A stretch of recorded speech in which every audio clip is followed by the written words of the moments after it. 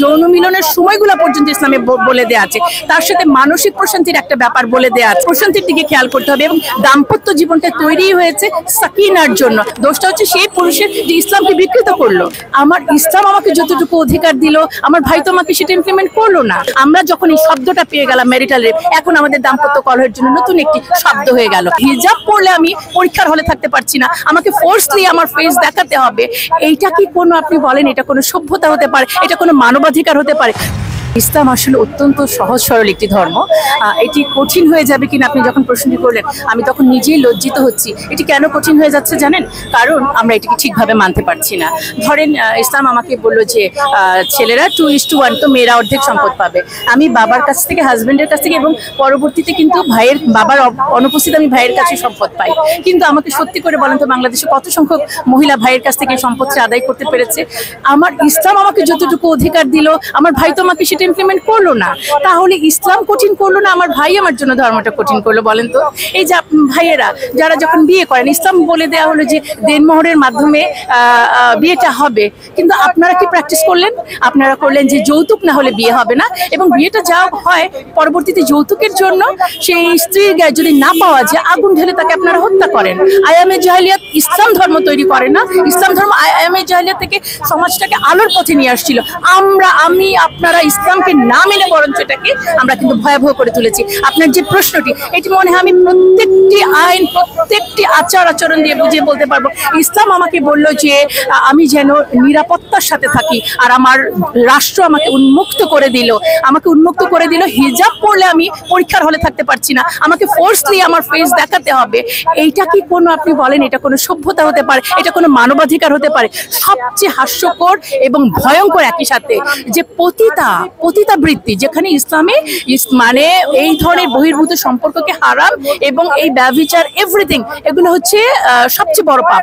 এটাকে আপনারা অত্যন্ত সুন্দরভাবে লিগালাইজ করার জন্য সুপারিশ দিলেন, আর বলছেন যে আমাদের ইসলাম ধর্ম মানতে কঠিন হবে। আমি তো বলবো যে অবশ্যই এখন আপনারা আমাদের জীবনটাকে দুর্বিষহ করে দিলেন। শুধু তাই না, সংসারগুলো আর টিকবে কিনা আমি সন্দেহে আছি। কারণ একদিকে আপনারা আমাদের মাথায় ঢুকিয়ে দিলেন যে ম্যারিটাল রেপ। আমি কিন্তু অস্বীকার করছি না যে কোনো জায়গায় অবশ্যই এই জাতীয় যৌন বিকৃতির কিছু লোক অবশ্যই আছে। সেই জায়গাটায় অবশ্যই তার মানসিক যে বিকৃতি, সেই চিকিৎসা হওয়া উচিত। এবং যাদের যে নারীদের উপরে অত্যাচারটি হচ্ছে, তারা তো নারী নির্যাতন মামলায় ফিজিক্যাল অ্যাসাল্টের জন্যই মামলাটা দায়ের করতে পারছে। যখন হাজবেন্ডের বিরুদ্ধে একটি ফৌজদারি মামলা হয়ে গেল, আমরা কি বুঝতে পারছি এটার পরিণাম কি হচ্ছে? এখন ওই যে একটা কথা আছে না, যে পাগলা নাও খেলাইস না। আমরা যখন এই শব্দটা পেয়ে গেলাম মেরিটাল রেপ, এখন আমাদের দাম্পত্য কলহের জন্য নতুন একটি শব্দ হয়ে গেল। তার মানে সম্পর্কগুলো এখন ভেঙে যাওয়া আরো সহজ হলো। তারপরে বলবেন যে ইসলাম ধর্ম কঠিন, নাকি আপনারা আমাদের এই মানে পরিবার সমাজ ব্যবস্থাকে স্থিতিশীল রাখতে দেবেন না বলেই কঠিন করে দিচ্ছেন?